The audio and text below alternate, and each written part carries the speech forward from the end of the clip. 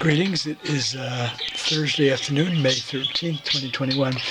I just did a pencil drawing, not of a wing, but of a sea monster, which will be on viewer's left, approaching the victim's right arm and shoulder in the drawing, which we're looking at sideways now. The drawing will be vertical when it's done. In terms of my videoing, and I've set it this way, I'll turn the camera in a second. I'm going to draw another one here, probably with a large head, maybe kind of coming down like that.